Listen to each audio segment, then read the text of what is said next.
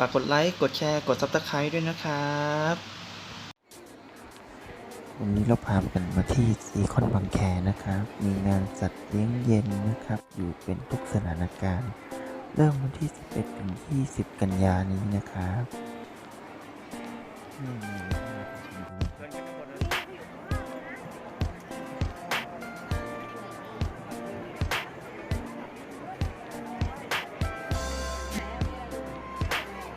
สะพานงูพิษสะพานงูพิษสะพานงูพิษ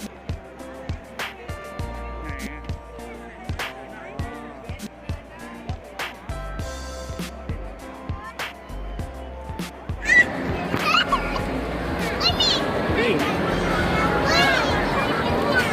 นี่มีสองตัวมีสองตัวมีสองตัว เลยขึ้นมาแล้วเห็นเปล่าเลยขึ้นมาแล้ว ขึ้นมาไม่ได้ ขึ้นมาไม่ได้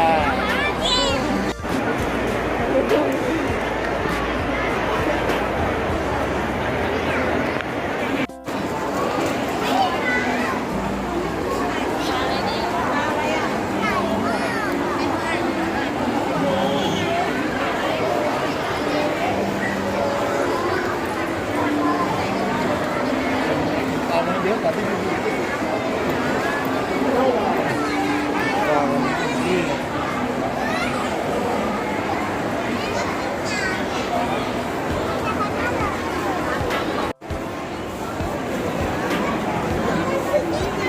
กินกาลูกปัด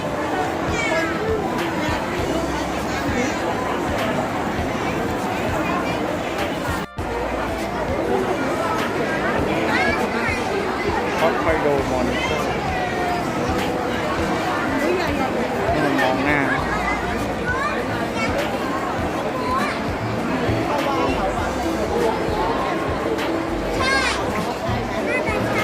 แม่มันมาอยู่เนี่ยเขาจับมาแล้วเหรอ ตัวใครก็ไม่รู้ รถแกจะได้ นะแก แก้เสือเนาะ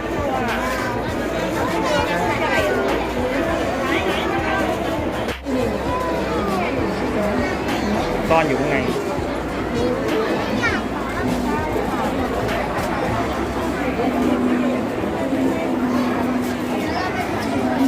เนี่ย จิ้งจกสีมาดากัสการ์นี่คือจิ้งจกเหรอ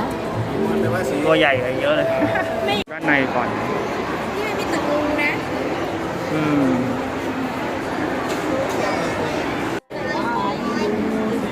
จงอางกัดตาย อยู่ข้างใน มันมีพิษนะ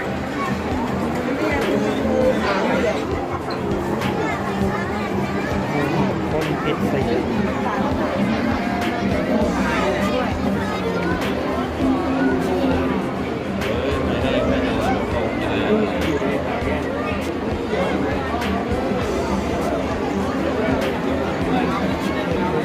แมงงูเห่าพ่นพิษสยามไหนเจอในประเทศไทย พิษมันร้ายแรงที่สุดเลยนะเห่าดำว่ะ ไม่อยู่นิ่งด้วยนะ นี่งานก็ นี่งูเห่าเผือกงูเห่าเผือก อันนี้ไม่มีพิษ งูเห่าเผือก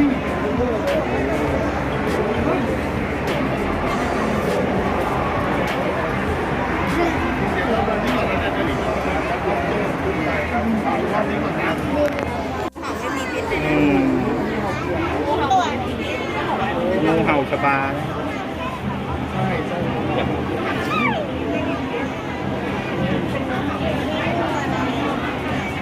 งูเห่า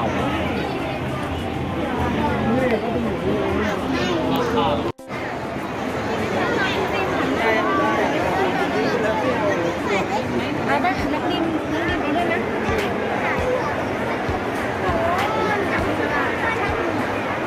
ทำไมอ่ะ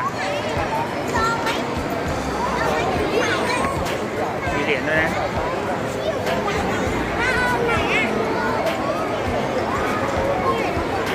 เฮ้ยนี่เขาจะแสดง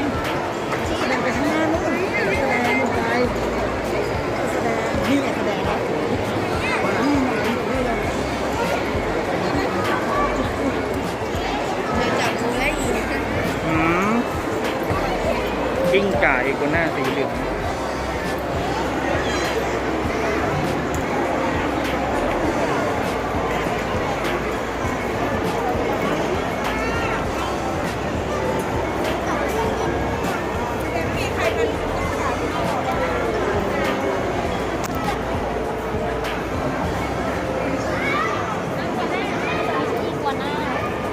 ฟิวบาร์อีโกน่า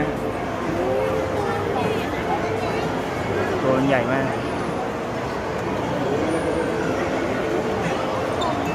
อันนี้มีไหนกิ้งก่าเตกูแดงกิ้งก่าหายมันซ่อนตัวอยู่ สวัสดีค่ะทุกท่านนะคะที่เดินอยู่ในงานสัตว์เลือกเองนะคะอยู่ไปทุกสถานการณ์นะคะงานของเรานะคะจัดกันตั้งแต่วันที่ 11 กันยายนนะคะจนถึงวันอาทิตย์หน้าค่ะวันที่ 20 กันยายนนะคะงานยาวๆนี้10 วันรวดนะคะที่ซิมาทางแอร์ของเราทุกท่านนะคะที่เดินอยู่บริเวณ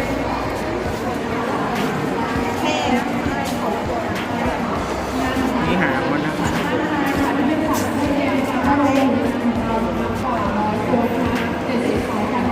เรามาดูนะ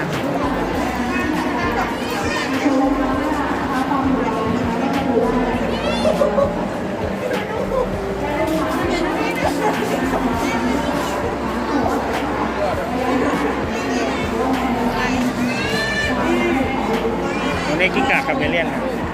ให้อาหารมัน ในนี้มันมีในการ์ตูนพวกการ์ตูนด้วยนะกิ้งก่าคาเมเลียน แม่เปลี่ยนสีได้ป่ะ ได้ แดงด้วย อาหารน่ะเหรอ มันจิ้งจก มันจะคุณหน้าแรก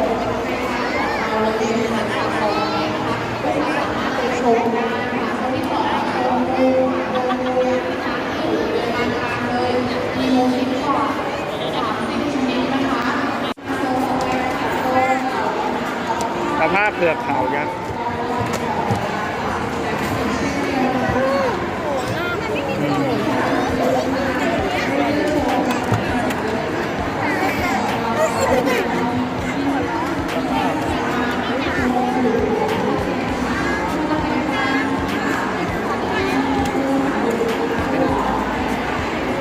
ตรงนี้โซนเต่านะโซนเต่าโซนสภาพ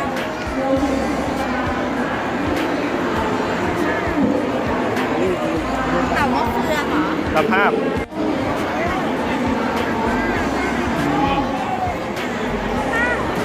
ดีเท่มากเลยเรากอริด้าสแนปมีค้าอยู่เท่เลย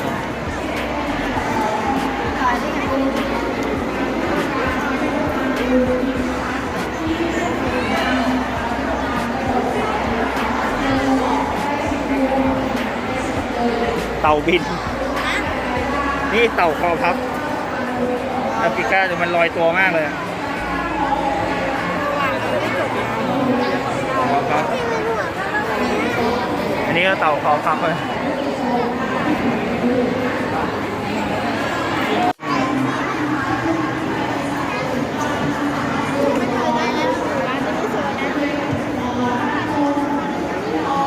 เต่าหิน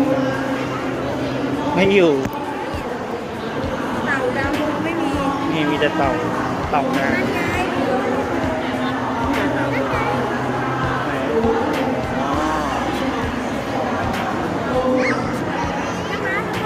อืม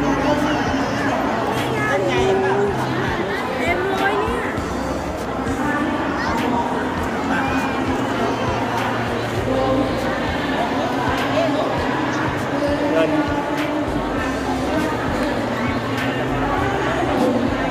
เดินขึ้นสะพาน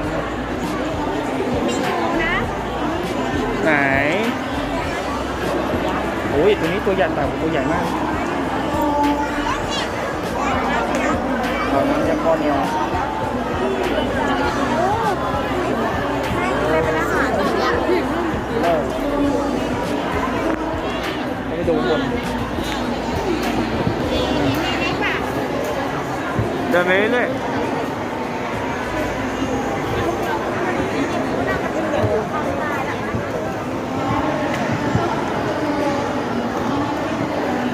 นี่จระเข้นะ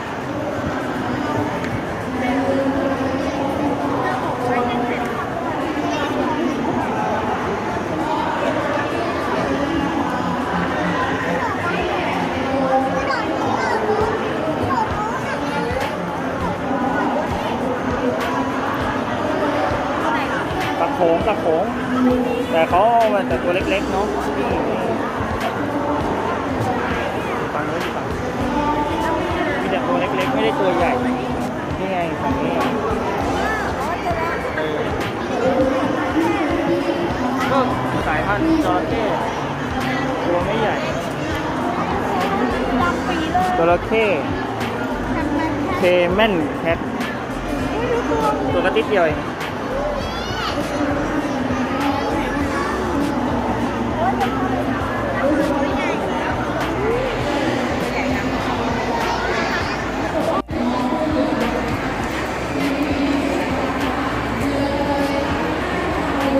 จระเข้เผือกอันนี้จระเข้น้ำเค็ม มันกัดเราไหม เอาดิเอามือเข้าไป แต่กัดนะมันไม่กินเอ้าสามารถกินคนได้ด้วย กินได้ดิ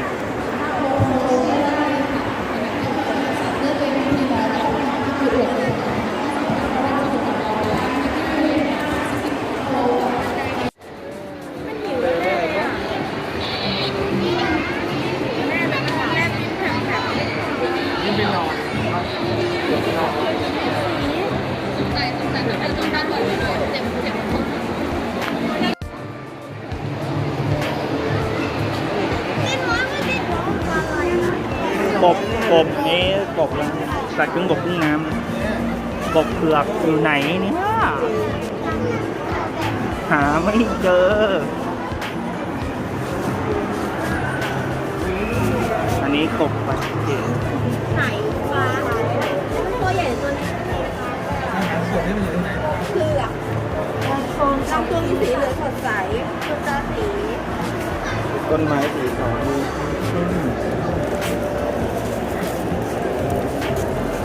นี่ไงพี่ภูเอาพี่ภูมันอยู่ในนี้ นี่ดูดิ อยู่ในกองไม้อะ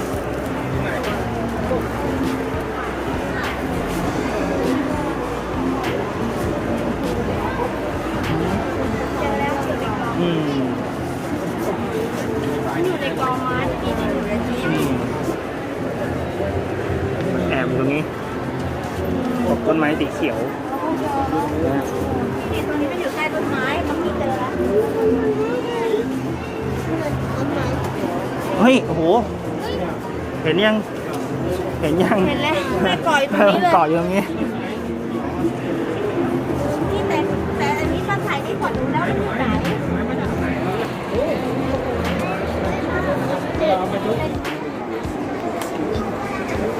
นี่ใช่ไหม งูทรายที่ไหน เห็นแต่รอย ใช่หรือเปล่า ใช่รอยดำ นี่นะครับหัวมัน ๆโอ้โผล่แค่เนี่ยจะไปเห็นตัวไหมเนี่ยมันไม่โผล่ตัวออกอย่างเต่าเนี่ยไม่กลัวนะอย่างมันเฉยๆอ่ะ นี่เต่าตัวใหญ่มากเลย ใหญ่มากนะ ชูคาต้า นี่เต่าตะหนุก แสดงว่ามันตายเขาก็เลยเอามาหน้า ใช่แม่เขาเอามาสตาร์ฟ ไม่ใช่มันตายแล้วเหรอ ตายแล้วตายแล้วมันบุญ ได้แต่เต่าไหน ก นะ ระดูกปลาหูช้าง ไอ้ดูวัดปลาหูช้าง รวมกระดูกปลานิลนี่กบกระดูก เคย กบ กินด้วยเคยกินเนื้ออร่อยมาก เฮ้ย ฮะกินเนื้อข้างในเป็นไงทอดอ่ะ นี่กระดู กิ ก นได้นะ อร่อยด้วย นี่อะไรเนี่ย กระดูก กระดูก อ่ะ หนาม ตัวแม่โคตรใหญ่ดูกระดูกแค่นี้แต่กระดูกสวยมากเลยนะ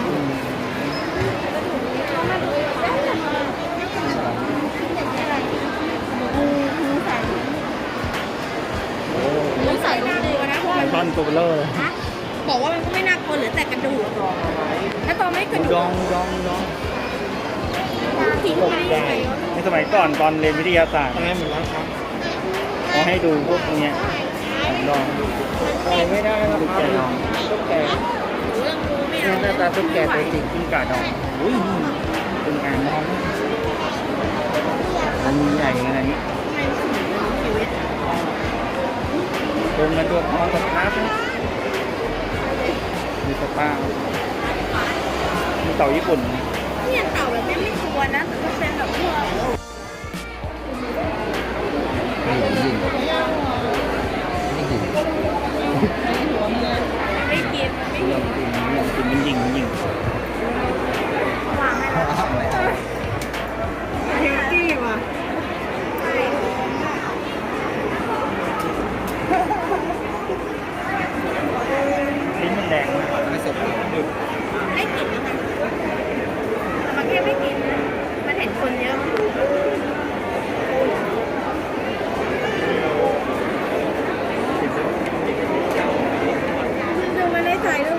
ลิ้นไหม